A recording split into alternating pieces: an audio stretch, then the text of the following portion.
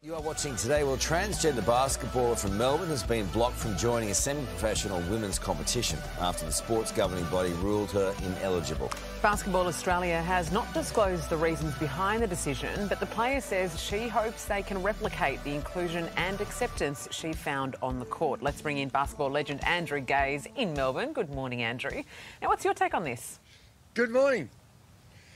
Yeah, I think it's disappointing for Lexi because, we are an inclusive sport and it would have been nice for her to be able to play. But I appreciate that there's a process that needs to go through. And as you get to the pointy end, at that semi-professional and professional level, I understand that there needs to be some rules and regulations around it. And hopefully that there can be some clarity given to Lexi and a pathway for her to be involved in the sport. So, in essence, you support that process that they've been going through, the process that led to this decision? Yeah, absolutely. I think that it's very nuanced, and I think it's an area that we're continually learning about. And when you look at the variations about when someone has transitioned, at what age, how they've transitioned, intersex individuals, there's a whole bunch of variables that come into it. And I think that it's great that Basketball Australia and other sports have acknowledged that it's a work in progress, and they're doing their absolute very best to find that balance at all levels of sport. You know, Andrew, what's interesting about this and what you touched on then is that it is sort of an evolving space. And obviously when this first came about, so many people had different opinions on it.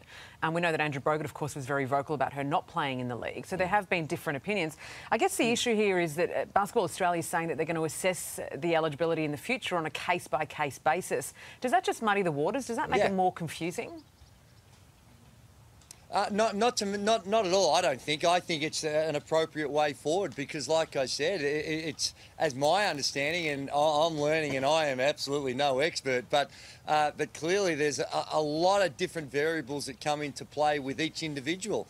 When they've transitioned, how they've transitioned, at what stage of transition, intersex, how you do with all those things. I don't think it fits into one neat category, and I think a case-by-case situation at this point in time, until we perhaps get a better understanding, is the best way to go about it. How do you think it goes down the wider community?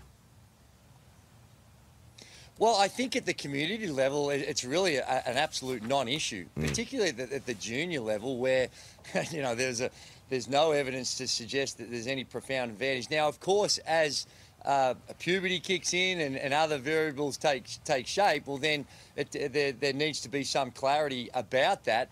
But at the community level, I think that we just want to embrace everyone. We want to go out there, love the game and enjoy it. And if there's an issue that arises, I think that community sport, by and large, does a pretty decent job of working it out. So I hope that these things, it's really not that relevant. I'm involved in community basketball, have been for many, many years, and the amount of cases that you see, it is so small, and there's so much good that can be done in helping the transgender individuals be more accepted, and hopefully sport can be a good vehicle to educate.